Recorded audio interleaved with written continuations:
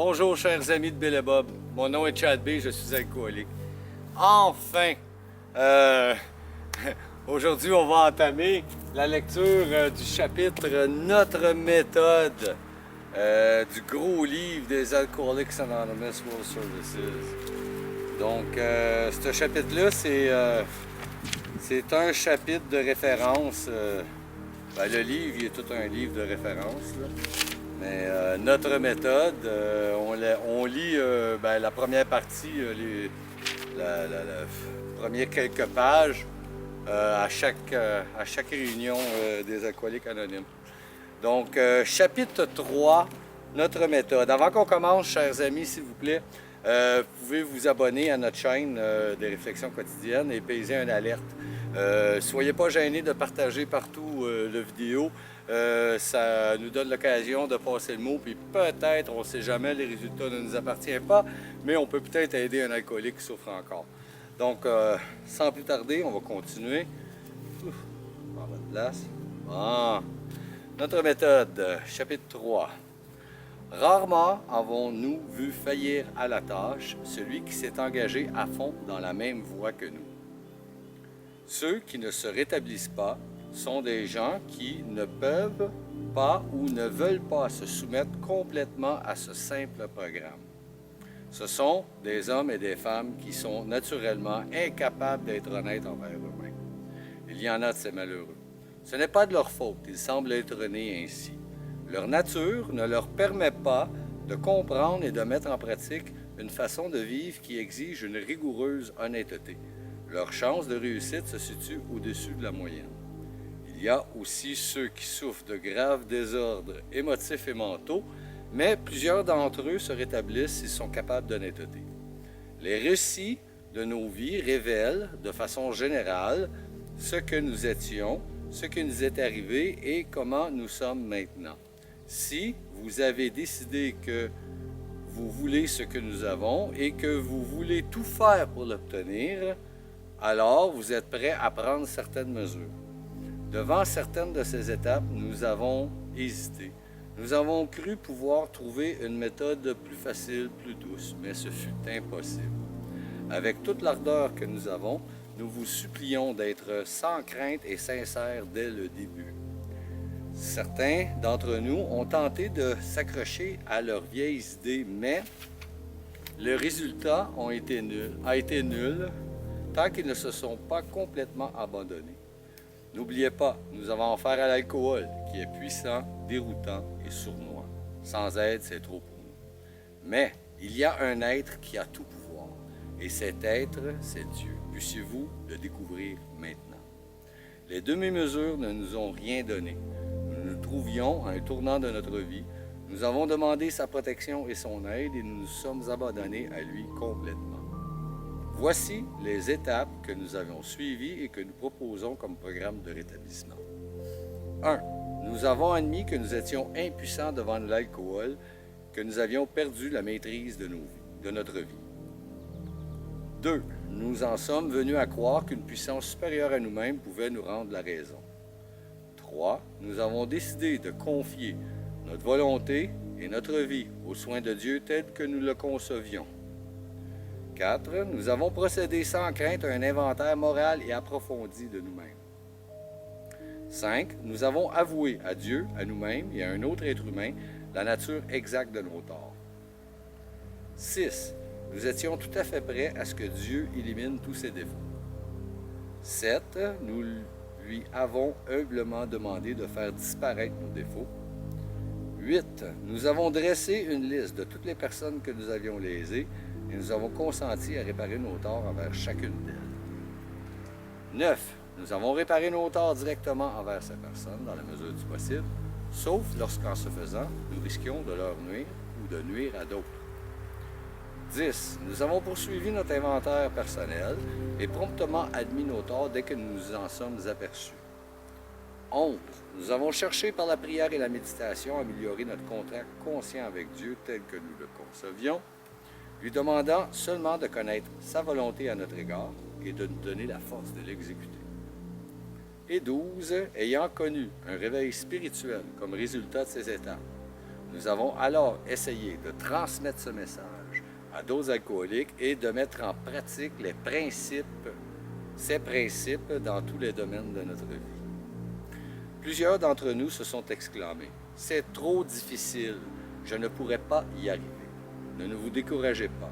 Personne d'entre nous n'a réussi à mettre en pratique ces principes à la perfection.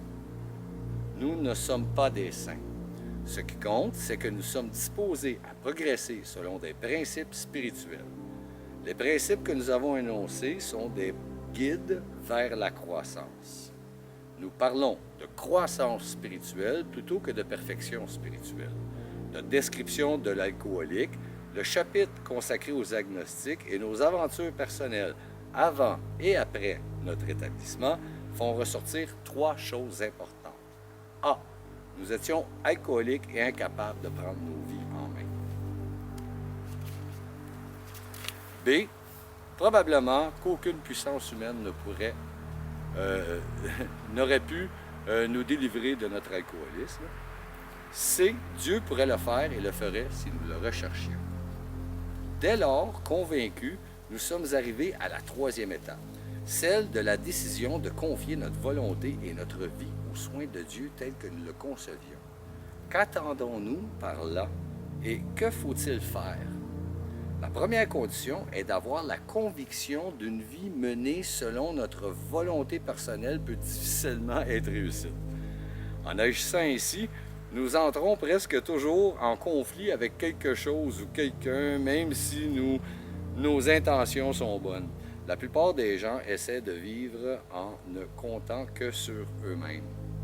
Chacun se comporte comme un acteur qui veut diriger tout le spectacle. Il essaie sans cesse de régler à sa façon l'éclairage, la chorégraphie, le décor et de diriger les autres acteurs. Si seulement tout restait tel qu'il l'a voulu, si seulement les autres faisaient ce qu'ils souhaitent, le spectacle serait un succès. Tout le monde, y compris lui-même, serait content. La vie sera magnifique. Dans ses efforts pour tout mettre en place, notre acteur peut parfois se montrer très vertueux. D'une part, il peut être bon, intentionné, patient, généreux, même humble et plein d'abnégation. D'autre part, il peut être mesquin, égoïste, infatué et malhonnête. Comme la plupart des êtres humains, il est probable qu'il a divers traits de caractère. Que se passe-t-il habituellement? Le spectacle ne se déroule pas très bien.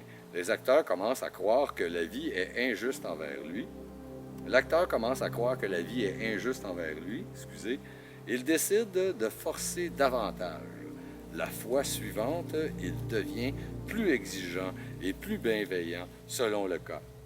Mais la pièce ne le satisfait toujours pas. Tout en reconnaissant sa part de responsabilité, il est convaincu que les autres ont encore plus de tort. Il se fâche, s'indigne et s'apitoie sur son sort. Tel est son problème fondamental. Ne cherche-t-il pas sa propre satisfaction?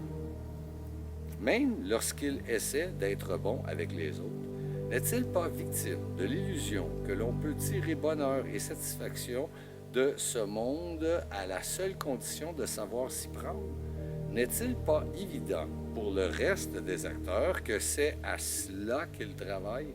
Son attitude n'entraîne-t-elle pas les autres à se venger en se retirant du spectacle tout ce qu'ils peuvent? Même dans ses meilleurs moments, ne crée-t-il pas plus de confusion que d'harmonie? Notre metteur en scène ne pense qu'à lui ou, pour employer un terme à la mode, c'est un égocentrique. Il est comme l'homme d'affaires à la retraite qui se prélassait sous le soleil de la Floride en se plaignant de l'état pitoyable de la nation. Comme le pasteur du culte qui soupirait sous les péchés du 20e siècle, comme l'homme politique et le réformateur convaincu que la terre sera un paradis si seulement le reste du monde était meilleur, comme le pilleur de coffre-fort qui trouverait que la société est injuste envers lui. Enfin, comme l'alcoolique qui a tout perdu et qui est enfermé. Quelles que soient nos protestations, ne sommes-nous pas pour la plupart tournés sur nous-mêmes, sur nos ressentiments ou notre apitoiement? Égoïsme et égocentrisme est là, croyons-nous, la source de nos problèmes.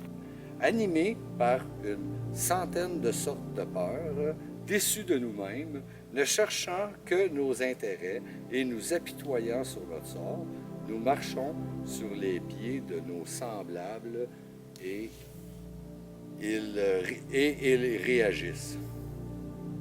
Ils nous blessent parfois, apparemment sans avoir été provoqués, mais invariablement, nous découvrons que dans le passé, nous avons pris une décision égoïste qui nous a exposés à être blessés plus tard.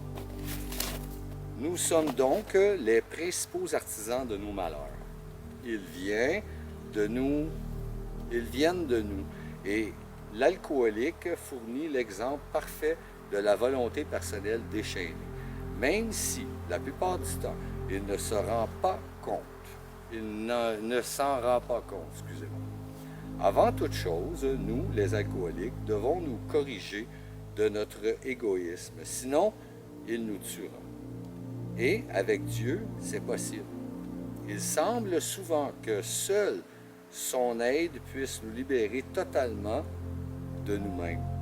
Nous étions nombreux à nous nourrir de toutes les convictions morales et philosophiques imaginables, et nous aurions bien aimé pouvoir vivre selon nos principes, mais nous avons été incapables.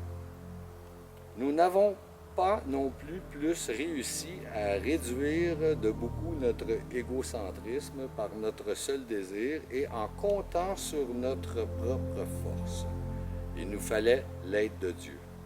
Voilà pourquoi et le comment de notre méthode. D'abord, nous avons dû cesser de jouer à Dieu, car cela ne donnait rien. Nous avons ensuite décidé que dorénavant, Dieu serait le metteur en scène de la pièce de notre vie. Il est le directeur et nous sommes ses agents. Il est le Père et nous sommes ses enfants. Ce concept simple, comme la plupart des bonnes idées, fut la clé de voûte de l'arche nouvelle et triomphante qui s'ouvra sur notre liberté. Après avoir adopté cette position en toute sincérité, toutes sortes de choses remarquables se sont produites. Nous avions un nouvel employeur. Étant tout puissant, il pourvoyait à nos besoins à condition que nous restions près de lui et que nous fassions bien son travail. Bien établis dans notre nouvelle attitude, nous avons cessé progressivement de nous intéresser à notre moi, à nos petits projets et desseins personnels. De plus en plus, nous cherchions à apporter notre contribution à la vie, au futur, et à mesure que nous sentions que en nous, une force nouvelle, que la paix s'installait dans notre esprit, que la réussite de notre vie devenait chose possible, à mesure que nous devenions conscients de sa présence, nous avons commencé à prendre notre peur d'aujourd'hui, de demain et de l'avenir.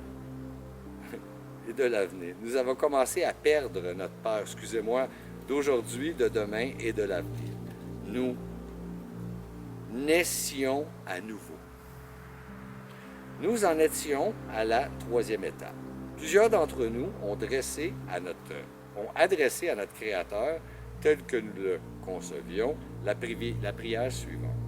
Mon Dieu, je m'offre à vous, pour que vous fassiez de moi et avec moi comme bon vous semble. Délivrez-moi de l'esclavage de l'égoïsme pour que je puisse mieux faire votre volonté. Éloignez-moi les difficultés de sorte que ma victoire sur elles soit, pour ceux et celles que j'aurai aidés, un témoignage de votre force et de votre amour et de votre mode de vie. que j'accomplisse toujours votre volonté. Nous avons mûrement réfléchi avant de franchir ces étapes, car nous voulions être bien prêts. Nous voulions être sûrs qu'enfin, nous pouvions nous abandonner à lui complètement. Nous avons grandement souhaité faire cette étape spirituelle en compagnie d'une personne compréhensive, comme notre femme, un ami intime ou notre guide spirituel. Toutefois, mieux vaut la solitude pour rencontrer Dieu que la présence de quelqu'un qui pourrait ne pas comprendre. Bien sûr, les mots utiles dans cette circonstance importaient peu, mais l'idée devait être bien exprimée et cela sans réserve. Ce n'était qu'un début. Si cet abandon était fait honnêtement et humblement, l'effet, souvent très grand, se faisait sentir immédiatement. Ensuite, nous nous sommes lancés dans un vigoureux programme d'action dont la première phase consistait en un sérieux ménage intérieur, chose que nombre d'entre nous n'avons jamais tenté de faire. Toute vitale et cruciale que fut la décision de nous abandonner, elle ne pouvait avoir d'effet permanent sans être tout de suite suivi d'un gros effort pour faire face aux obstacles qui, intérieurement, nous avaient nui et pour les éliminer. Notre problème d'alcool n'était qu'un symptôme. Nous devions donc nous attaquer à la cause. Nous avons donc commencé par un inventaire personnel. C'était la 4e étape. Une entreprise dont on ne fait pas l'inventaire régulièrement est vouée à la faillite. Dresser un inventaire commercial consiste à recueillir des faits et à les examiner. On essaie de bien connaître les marchandises en stock. Un des buts de l'opération est de déterminer quelles sont les marchandises endommagées ou impropres à la vente, puis de s'en débarrasser rapidement et sans regret. Si un chef d'entreprise veut réussir, il ne doit pas se leurrer sur la valeur de son actif. C'est précisément ce que nous avons fait avec nos vies. Nous en avons réuni les faits honnêtement. D'abord, nous avons cherché les faiblesses de notre personnalité qui avaient causé notre faillite. Convaincus que notre moi, sous toutes ses formes, avait entraîné notre perte, nous avons étudié les façons dont il se manifestait le plus souvent. Le ressentiment est l'ennemi numéro 1. Ce sentiment détruit plus d'alcooliques que toute autre chose et donne lieu à toutes les formes de maladies spirituelles car nous étions atteints non seulement mentalement et physiquement, mais spirituellement aussi. D'ailleurs, quand la maladie spirituelle n'y est plus, nous nous relevons physiquement et mentalement. Pour examiner nos ressentiments, nous avons inscrit ceux-ci sur une feuille. Nous avons dressé la liste des personnes, des institutions ou des principes qui suscitaient notre colère. Nous nous sommes demandé pourquoi nous étions fâchés. Nous avons trouvé que la plupart du temps, nous nous sentions blessés ou menacés dans notre amour-propre, notre porte-monnaie, nos ambitions et nos relations personnelles, y compris sur le plan sexuel. Cela nous faisait souffrir et même enrager. Sur la liste de nos ressentiments, nous avons aussi inscrit vis-à-vis de chaque nom la nature de notre blessure en nous demandant quel aspect de notre vie avait été atteint. Notre amour-propre, notre sécurité, nos ambitions, nos relations personnelles, notre vie sexuelle. En général, notre description était aussi précise que la suivante. 3 colonnes. Objet de mon ressentiment, cause, blessure. Objet, Monsieur Tremblay. Cause, l'attention qu'il porte à ma femme, a dit à ma femme que j'avais une maîtresse, pourtant pourrait prendre mon poste au bureau. Blessure, relation sexuelle, amour-propre, peur. Relation sexuelle, amour-propre, peur. Sécurité, amour-propre, peur. Objet non, deuxième, Madame Leblanc. Dans cause, elle est sotte. Elle m'a regardé de haut. Elle fait interner son mari alcoolique. Son mari et moi sommes des amis. Dans blessure, relation personnelle, amour-propre, peur. Première colonne, mon employeur. Deuxième colonne, cause, manque de jugement, injuste, exigeant, menace de me congédier parce que je bois et que je gonfle mes notes de frais. Dans blessure, amour-propre, peur, sécurité. C'est toutes des peurs. Première colonne, objet de mon ressentiment, ma femme. Dans cause, ne me comprend pas et trouve toujours à redire. Elle aime trembler et veut la maison. Elle veut la maison. Dans blessure, orgueil, vie sexuelle, sécurité, peur. Nous avons passé notre vie en revue. Rien n'avait plus d'importance que d'être précis et honnête. Puis, nous avons soigneusement analysé ce qui est ressorti. Nous avons d'abord remarqué que notre entourage et le monde entier avaient souvent tort. Nous n'étions juste là, jamais allés plus loin que de conclure que les autres étaient fautifs. Il en résultait naturellement qu'ils continuaient à nous causer du tort et de nous irriter. Parfois, il nous arrivait d'avoir des remords, ce qui revient à dire que nous nous irritions contre nous-mêmes. Mais plus nous nous efforcions d'imposer nos volontés, plus les choses s'aggravaient. Comme à la guerre, le vainqueur ne l'était qu'en apparence. Nos moments de triomphe étaient brefs. Une chose est claire, celui qui vit dans le ressentiment profond finit par mener une existence futile et malheureuse. Dans la mesure exacte où nous nous laissons aller à ce sentiment, nous gaspillons un temps précieux qui, autrement, pourrait être employé avec profit. Mais pour l'alcoolique, dont le salut dépend du maintien et de l'évolution de son expérience spirituelle, le ressentiment est extrêmement grave. Il nous est même fatal car, en cultivant notre rancune, nous nous coupons de la lumière de l'esprit. La démence de l'alcool revient et nous recommençons à boire. Et pour nous, boire, c'est mourir. Si nous voulions vivre, nous devions nous libérer de la colère. Les crises et irritabilités ne sont pas pour nous. Les gens normaux peuvent peut-être s'offrir le luxe, mais pour les alcooliques, c'est du poison. Nous sommes retournés à notre liste car la clé de notre vie future s'y trouvait.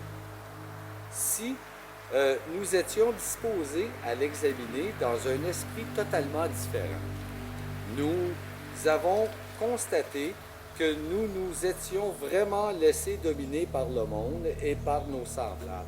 C'est pourquoi les travers des autres, qu'ils fussent réels ou imaginaires, peuvent effectivement nous tuer. Comment échapper au danger? Il était clair que nous devions dominer nos ressentiments, mais comment y parvenir, pas plus que pour l'alcool. Comment y parvenir, excusez-moi, pas plus que pour l'alcool, nous ne pouvions nous contenter d'espérer qu'il disparaîtrait. Voici ce que nous avons fait. Nous nous sommes rendus compte que ceux qui nous avaient causé tort pouvaient être malades spirituellement. même si leurs symptômes et les ennuis qu'ils nous causaient nous irritaient, ils étaient tout comme nous, des malades.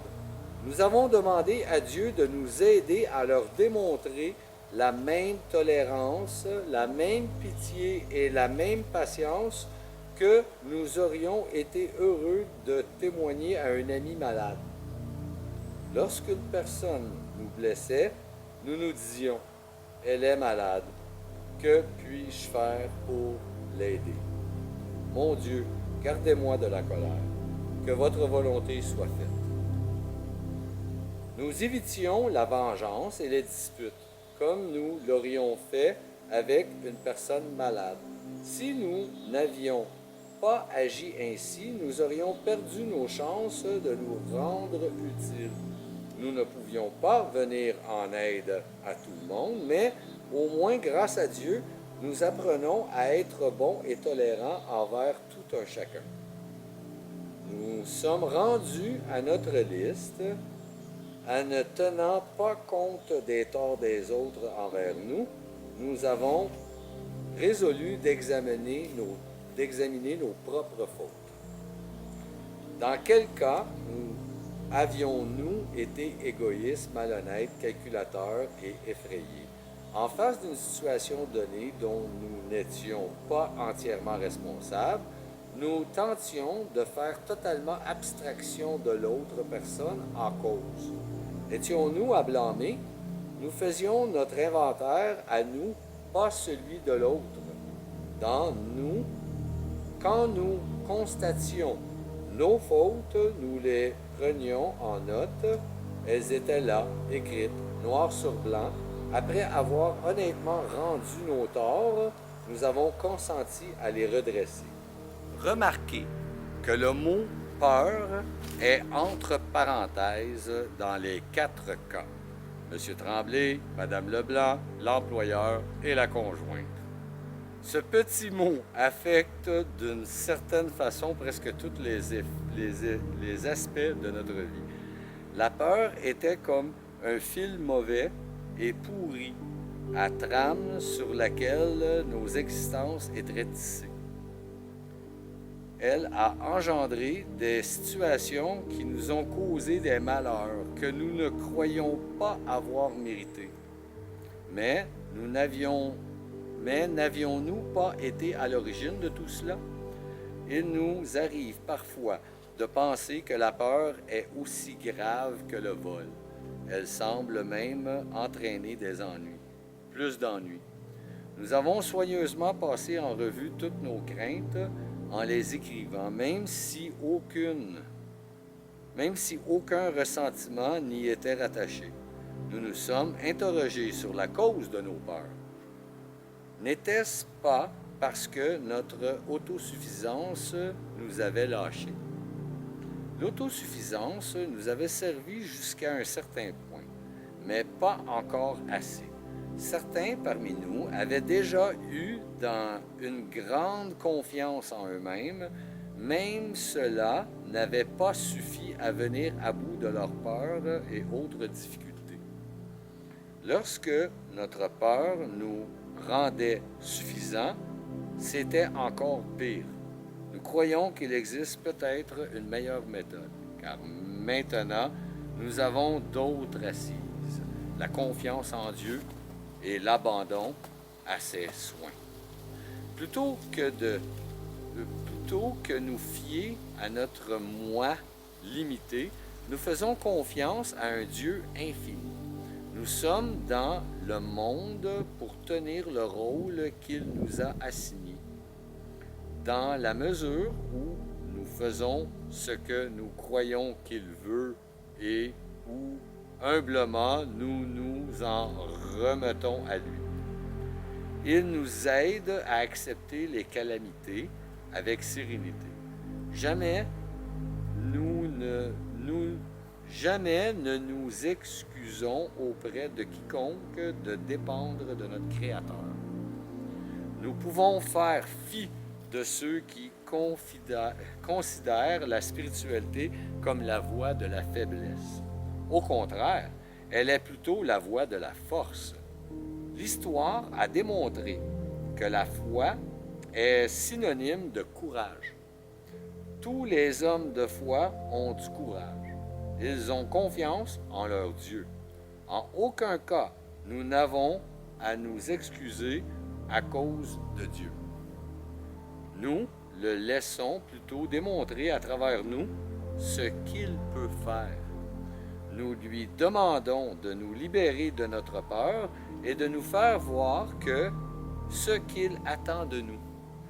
Dès lors, nous sentons la crainte nous quitter. Venons-en maintenant à la question sexuelle. Plusieurs d'entre nous avaient besoin d'une réforme dans ce domaine. Mais, avant tout, nous avons tâché de faire preuve de bon sens sur cette question, car il est très facile de s'égarer. C'est un point sur lequel les opinions sont parfois diamétralement opposées et vont peut-être à des extrêmes absurdes. D'une part, il y a ceux pour qui les relations sexuelles ne font que satisfaire les bas instincts et sont nécessaires pour procréer. D'autre part, il y a ceux qui en redemandent toujours davantage. Ils s'en prennent à l'institution du mariage. Ils considèrent que la plupart des problèmes du genre humain sont, au fond, des problèmes d'ordre sexuel. Ils croient que leurs relations ne sont pas assez fréquentes ou qu'elles ne sont pas bonnes. Tout leur semble relever de la vie sexuelle. Pour les uns, le piment de la vie devrait être interdit. Pour les autres, seul le piment devrait compter. Nous ne voulons pas arbitrer la conduite sexuelle de quiconque. Nous avons tous des problèmes de sexualité. Nous ne serions pas tout à fait humains si nous ne l'avions pas. Mais comment les résoudre? Nous avons analysé notre conduite des années passées. Quand nous avions-nous fait preuve d'égoïsme, de malhonnêteté et de manque de considération? Qui avions-nous blessé? Avions-nous inutilement suscité la jalousie, la méfiance ou la rancune? Où étaient nos erreurs et qu'aurions-nous dû faire à la place? Nous avons tout écrit sur une feuille et nous avons examiné le résultat. En agissant ainsi, nous avons tenté de nous tracer pour l'avenir un idéal de vie sexuelle sensé et réaliste. Pour chaque relation, nous nous sommes posé la question suivante. Avons-nous été égoïstes ou non? Avons-nous demandé à Dieu de nous façonner un idéal et de nous aider à nous y conformer? Toujours, nous gardions à l'esprit que nos facultés sexuelles nous ont été données par Dieu et que, par conséquent, elles ne pouvaient pas être mauvaises. Nous ne pouvions pas non plus en user à la légère ou égoïstement, pas plus que nous devions les mépriser ou les avoir en aversion. Quelle que soit l'idée adoptée, nous devons toujours tendre à nous en approcher pour grandir. Nous devions être prêts à réparer les torts que nous avons causés, pourvu que cette réparation ne cause pas des torts plus graves encore. En d'autres mots, nous traitions la question sexuelle comme toutes les questions. Dans nos méditations, nous demandions à Dieu ce que nous devions faire devant chaque situation spécifique. La bonne réponse nous sera donnée si nous le désirions. Dieu seul peut juger notre vie sexuelle. Souvent, nous aimions prendre conseil auprès d'autres personnes, mais nous laissons Dieu être le dernier juge. Nous avons constaté qu'autant certaines personnes sont fanatiques pour tout ce qui a trait au sexe, autant d'autres sont sans limite. Nous avions les points de vue extrêmes ou les conseils excessifs. Supposons que nous manquions à notre idéal. Allons-nous aller boire pour autant? Certains sont de cet avis, mais ce n'est qu'une demi-vérité.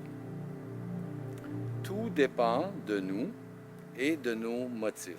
Si nous regrettons notre erreur et que nous avons le désir sincère de laisser Dieu nous guider envers des choses meilleures, nous croyons que nous serons pardonnés et que nous aurons appris notre leçon. Si nous éprouvions aucun regret et que notre conduite continue de léser les autres, il est à peu près sûr que nous recommencions à boire. Nous ne faisons pas de la théorie, nous nous fondons sur les faits tirés de notre expérience.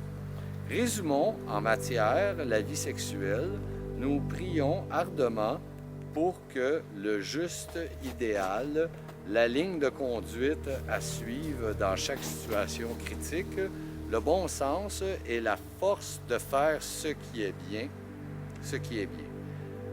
Si notre vie sexuelle nous cause de graves ennuis, nous nous mettons encore plus au service des autres. Nous pensons à leurs besoins et tâchons de les aider à les combler. Cela nous force à nous oublier. Le don de soi calme les désirs impériaux dont la satisfaction entraînait la souffrance. Si vraiment nous avons fait un inventaire exhaustif, nous avons beaucoup écrit, nous avons énuméré et analysé nos ressentiments, nous avons commencé à comprendre leur futilité et leur danger mortel qu'ils représentaient. Nous avons commencé à voir combien ils sont terriblement destructeurs.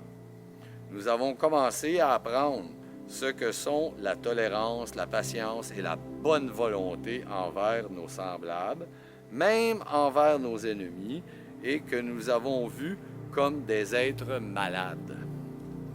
Nous avons fait la liste des personnes que notre conduite avait blessées et nous sommes disposés à réparer, si possible, le tort que nous avons causé dans le passé. Dans ce livre, vous avez lu maintes et maintes fois que la foi a fait pour nous ce que nous ne pouvions pas faire pour nous-mêmes. Nous espérons vous avoir convaincu que Dieu peut vous libérer de toute forme de volonté personnelle, de ce qui vous isolait de lui. Si déjà vous avez pris une décision et que vous avez fait un inventaire de toutes vos fautes les plus graves, vous êtes bien parti.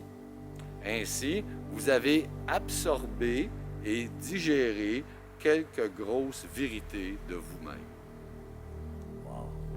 Merci beaucoup, chers amis de Bill et Bob. Mon nom est Chad B. Je suis alcoolique. Prenez soin de votre établissement.